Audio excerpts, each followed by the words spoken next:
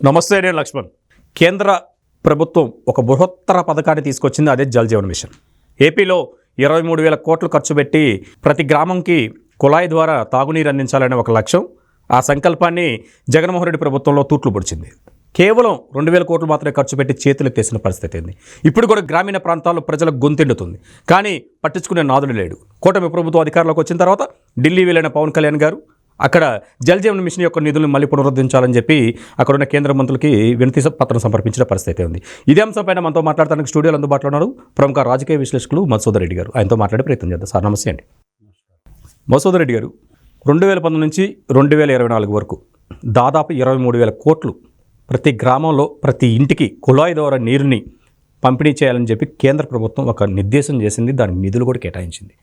కానీ ఆ నిధుల్ని, ఆ సంకల్పాలను నిర్వీర్యం చేస్తూ జగన్మోహన్ రెడ్డి ప్రభుత్వం చేసిన అకృత్యాలు గ్రామీణ ప్రాంతాలు ఇప్పటికి కూడా చిలుంబట్టి తుప్పుబట్టిన పైప్ లైన్లు కనిపిస్తున్నాయి. చుక్క కూడా నీరు రాని ఊకే అట్లా నామమాత్రం పెట్టిన పంపులు ఉన్నాయి. అది కూడా అన్ని గ్రామాల్లో కాదు. పల్నాడులో గొంతు ఎండుతుంది ప్రజల గొంతు. రాయలసీమలో అయితే అసలు నీళ్ళు లేక దాదాపు వలసలు పోతున్న పరిస్థితి అయితే ఉంది. తాగునీటిపైన యుద్ధ ప్రాతిపదికన కూటమి ప్రభుత్వం అడుగులు వేస్తుంది. ఎలా ఉండబోతుంది ఈ 5 ఏళ్లలో? ఇప్పుడు ఒకటి గుర్తుపెట్టుకోవాలి, కేంద్రంలో ప్రాయోజిత కార్యక్రమాలు 75 ఉంటాయి. అంటే ఒక్కొక్క ఎంపీకి 3 వస్తాయి. 25 మంది ఎంపీలు 25 × 3 వేసుకుంటే 75 ప్రాయోజిత కార్యక్రమాలు ఉంటాయి. ఎంబడబడితే పనులు అవుతాయి. ఒకవేళ ఎంబడబడ్డా కూడా పనులు కాకపోవచ్చు. కాబట్టి ఒకసారి ఆలోచించుకుని మీరు ఏం చెప్తున్నానంటే, నేను ఇప్పుడు జల్ జీవన్ మిషన్ అని పెట్టారు. ఈ జల్ జీవన్ మిషన్ అనేది ఎప్పుడు స్టార్ట్ అయింది? 2019లో స్టార్ట్ అయింది. ఈ 2019లో స్టార్ట్ అయినటువంటి ఈ జల్ జీవన్ మిషన్ స్కీమ్ కింద దేశవ్యాప్తంగా 19,65,897 గృహాలు, మొత్తం ఎన్ని? 19,65,897 గృహాలకి కనెక్షన్. అంటే గ్రామీణ ప్రాంతంలో ఇళ్ళు, నేను చెప్పింది పట్టణ ప్రాంతాల్లో కాదు, మున్సిపాలిటీలు, కార్పొరేషన్లు, వాటిల్లో కాదు, హైదరాబాద్ లాంటి మహానగరం కాదు, రూరల్ కుటుంబాలు. అవును. దీనికి మొత్తం ఎస్టిమేటెడ్ బడ్జెట్ వచ్చి 3,60,000 కోట్లు వేశారు. చాలా పెద్ద పథకం అండి. 3,60,000 కోట్లు ఇప్పటి వరకు ఖర్చు పెట్టింది మనం చూసుకోవాలి. అంటే 24-25 బడ్జెట్లో 70,000 కోట్లు పెట్టున్నారు కేవలం జల్ జీవన్ మిషన్కి. అంతకుముందు 23-24 బడ్జెట్లో 60,000 కోట్లు పెట్టారు. అంటే ఇంత పెద్ద బడ్జెట్ ఉన్నప్పుడు మన రాష్ట్రం వాటా మనం తెచ్చుకోవాలి. అయితే ఇప్పుడు జరిగిన ముచ్చట ఏంటంటే, డబ్బులేం వచ్చినాయి రాష్ట్రానికి, అవి ఫండ్ డైవర్ట్ చేశారు. ఫండ్ని డైవర్ట్ చేశారు. ఎటు పోయినాయో అర్థం తెలుసుకోవాలా. నేను అంటుండే పాయింట్ ఏంటంటే, ఆంధ్రప్రదేశ్కి గ్రామీణ ప్రాంతాల్లో సెంట్రల్ గవర్నమెంట్ స్టాటిస్టిక్స్ ప్రకారం 95,53,003 ఇళ్ళు, 3 ఇళ్లకి కనెక్షన్ ఇవ్వాలనుకుంటే 15 ఆగస్టు 2019 అంటే మిషన్ స్టార్ట్ అయ్యే నాటికి 30,74,310 ఇళ్లకి కనెక్షన్లు ఉన్నాయి. ఇంకా రిమైనింగ్ అయినటువంటి 64,78,693 ఇళ్లకి కనెక్షన్ ఇవ్వాలి. జల్ జీవన్ మిషన్ ప్రోగ్రాం ఎప్పుడు స్టార్ట్ అయింది? 2019లో స్టార్ట్ అయింది. అంటే 15 ఆగస్టు 2019 నాటికి గ్రామీణ ప్రాంతంలో నల్లా ద్వారా, ట్యాప్ ద్వారా నీళ్ళు ఇచ్చేటటువంటి ఇళ్ల సంఖ్య ఎన్నని చెప్పాను? 30,74,310. ఓవరాల్గా ఎన్ని ఉన్నాయి? 95,53,003 ఇళ్ళు ఉన్నాయి. ఈ రిమైనింగ్ ఇళ్లకే కనెక్షన్ ఇవ్వాల. 64,78,693 ఇళ్లకి కనెక్షన్ ఇవ్వాల. ఈ కనెక్షన్ ఇవ్వాలంటే 1 సంవత్సరం కాదు, పంచవర్ష ప్రణాళికలో భాగంగా జల్ జీవన్ మిషన్కి టోటల్ బడ్జెట్లో కేటాయించింది 3,60,000 కోట్లు. ఈ 3,60,000 కోట్లలో దాదాపుగా 75% నిధులు కేటాయించడం జరిగింది కేంద్రంలో ఉన్న అన్ని రాష్ట్రాలకి. ఇక్కడ ఏంటంటే యూటీ ఉంటుంది. యూటీ అంటే యునైటెడ్ టెరిటరీ స్టేట్స్ ఉన్నాయి కదా, వాటికి 100% కేంద్ర ప్రభుత్వమే పెట్టుకుంటుంది. తర్వాత అంటే అజాము, మిజోరాము, సిస్టర్ స్టేట్స్ అంటారు కదా, ఆ సిస్టర్ స్టేట్స్కి ఏం చేస్తారంటే 10% స్టేట్ పెట్టుకుంటుంది, 90% సెంట్రల్ గవర్నమెంట్ ఇస్తారు. స్పెషల్ కేటగిరీ స్టేటస్ ఉన్న స్టేట్స్ అనుకోండి. తర్వాత 100% గ్రాంట్ దేనికి ఇస్తారంటే యూనిటీ టెరిటరీ వాళ్ళకి ఇస్తారు. మిగతా రాష్ట్రాలన్నిటికి కూడా 50-50. కేంద్ర ప్రభుత్వం 50% బరాయిస్తుంది, రాష్ట్ర ప్రభుత్వం 50% బరాయిస్తుంది. టోటల్ కలిసి 100% పెట్టుకోవాలి. కేంద్ర ప్రభుత్వం ఇచ్చిన నిధులకి రాష్ట్ర ప్రభుత్వం నుంచి కానీ మ్యాచింగ్ గ్రాంట్ కానీ ఇవ్వలేదనుకో ఆ నిధులు వెనక్కి వెళ్ళిపోతాయి. జరిగిన ముచ్చటది. గడిచిన 5 ఏళ్లలో సర్పంచులకు ఊడికి రూపాయి బిళ్ళబోయింది లేదు. అకౌంట్లో పట్టం శనివారం వేస్తారు, సోమవారం ఉండేళ్ళకి అకౌంట్లో ఉండవు. ఆ సర్పంచులు గగ్గోలు పెట్టింది అది అనమాట. అందువల్ల పడకేసిపోయింది అనమాట.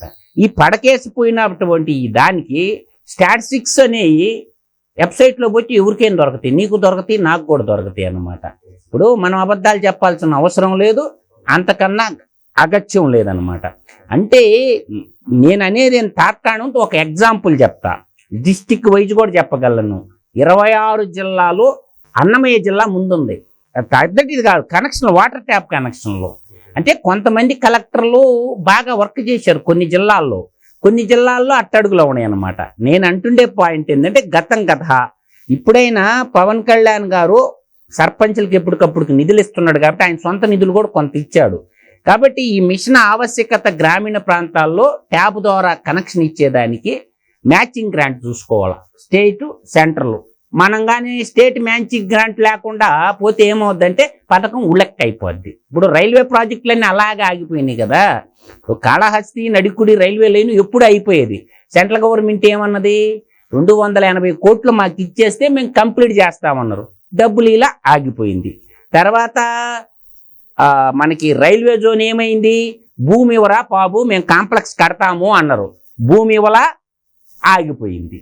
అంటే ఒక అసమర్థుడు జీవన చరిత్ర, ఒక అసమర్థుడు ముఖ్యమంత్రిగా ఉంటే ఏం జరగద్దనే దానికి ఈ పథకం 75 పథకాల్లో ఇది ఒక పథకం. మనకు నవరంధ్రాల పథకాలు అవుపని కానీ కేంద్ర ప్రాయోజిత కార్యక్రమాలు ఏడవుపని మనకి.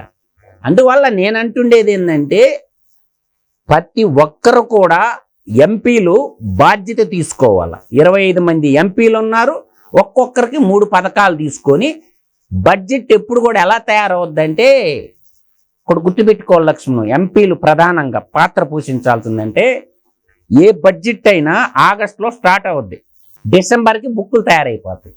అంటే ఆగస్టు లోపు మన ప్రతిపాదనలు ఇచ్చాల. ఇంకా కావాలంటే డిసెంబర్ లోపు మన ప్రతిపాదనలు పెట్టగలిగి ఉండాలి స్టేట్ గవర్నమెంట్ నుంచి. మాకు ఇది అవసరం ఉందని చెప్తే ఆ బడ్జెట్లో చేరుస్తారు. అందువల్ల మనకి బడ్జెట్ ఎప్పుడు ప్రవేశపెడతారో ఫిబ్రవరిలో ప్రవేశపెడతారు. ఆ బడ్జెట్ ప్రింటింగ్ కాకముందే పోయి మనం రికమెండేషన్లు ఇవ్వాలి.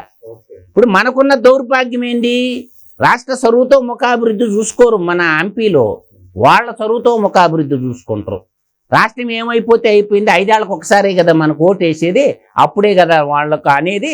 కాబట్టి నేను అంటుండేది ఏంటంటే రాష్ట్రంలో ఉన్నటువంటి ఇప్పుడున్నటువంటి ఎన్డీఏ కూటమి ముఖ్యమంత్రి పెద్ద ఆయన చంద్రబాబు నాయుడు గారు ఏం చేయాలంటే ఈ 75 ప్రాయోజిత కార్యక్రమాలు ఏవైతే ఉన్నాయో కేంద్ర ప్రాయోజిత క్రమం 3 ఎంపీలు మళ్ళీ ఇవ్వాలి ఒక్కొక్క పథకానికి. మళ్ళీ రాజ్యసభలో కూడా ఉంటారు ఎంపీలు లక్ష్మణం, వాళ్ళకు కూడా బాధ్యతలు అప్పచెప్పవచ్చు. అందువల్ల ఏంటంటే సెంట్రల్ స్పాన్సర్డ్ స్కీమ్ని ఎంత బాగా వాడుకుంటే రాష్ట్రం అంత సర్వతోముఖాభివృద్ధి చెందద్ది. అవును, ఇప్పుడు జలజీవన్ మిషన్ తెరపైకి వచ్చింది. పవన్ కళ్యాణ్ గారు ఢిల్లీ టూర్ పోయి అక్కడ వాళ్ళకి వినతి పత్రాలు సమర్పించారు, నిధులు పునరుద్ధరించమని చెప్పి అడిగారు. అసలు దాదాపు ఉత్తరాంధ్ర నుంచి రాయలసీమ దాకా చూసుకుంటే అనేక నదులు జీవనదులు ఉన్నాయి. నదులున్న నీళ్లు లేని పరిస్థితి. పక్క నుంచి నది పోతున్న పల్నాడులో ఉరికిపొడిసెల ప్రాజెక్టు పడకేపిచ్చాడు. ఆ టైంలో 5 ఏళ్ళు మాత్రం మాటలు చెప్పడం జరిగింది కదా. పల్నాడు ప్రాంతంలో వెల్దుర్తి మండలంలో అసలు ఎంత కరువు కూరలో ఉందంటే అక్కడ ఆ మండలం, మిగతా మాచల్ టౌన్లో కూడా ఎప్పుడు నీటి ఎద్దడి. రాయలసీమలో అనంతపురం వచ్చేసేసి వలసలు పోయారు తాగునీరు లేక.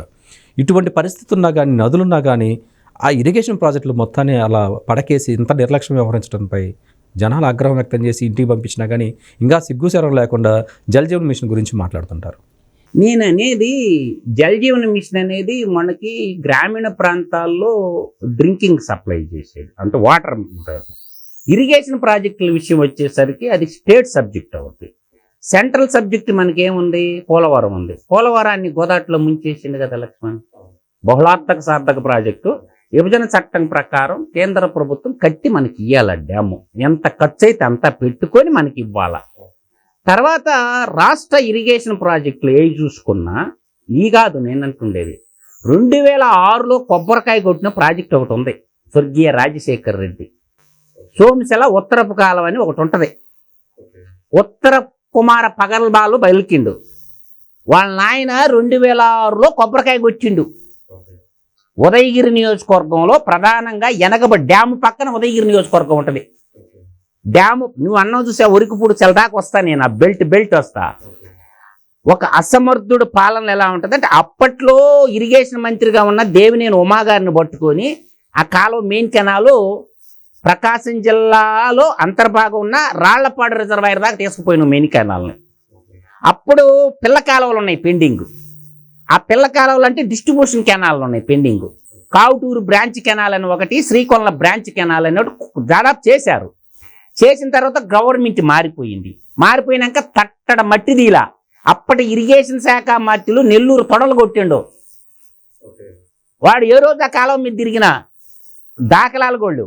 సోమశిల ఉత్తరపు కాలువ, సోమశిల హై లెవెల్ కెనాలు, వీటన్నిటి అప్పుడు తెలుగుదేశం గవర్నమెంట్ చాలా వరకు పనిచేశారు. వీళ్ళు వచ్చినాక పండబెట్టేశారు.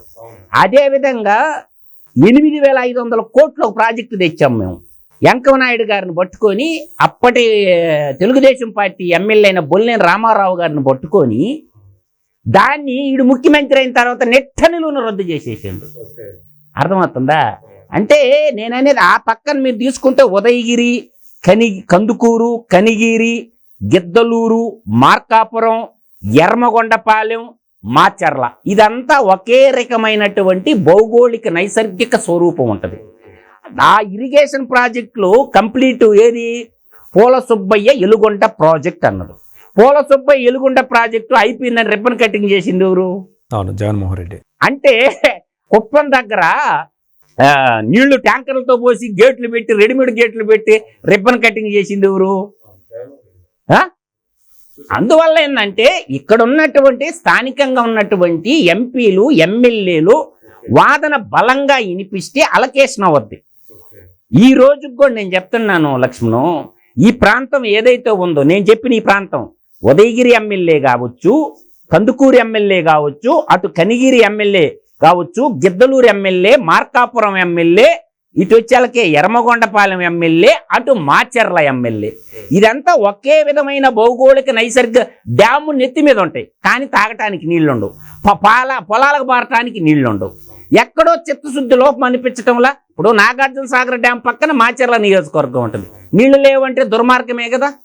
తర్వాత పోల సుబ్బయ్య ఎలుగొండ ప్రాజెక్టు, అదే నల్లమల్ల సాగర్ ప్రాజెక్టు, 43.5 TMCల కెపాసిటీ చేసి చేసి చేసి చేసి ధర్నాలు చేసి రాస్తారోకాలు చేసి అల్లాడిపోతా ఉంటే దాన్ని నింపుకుంటే ఈ పక్క ఉన్నటువంటి మొత్తం పశ్చిమ ప్రకాశం అంతా జలమయం అయిపోద్దిగా.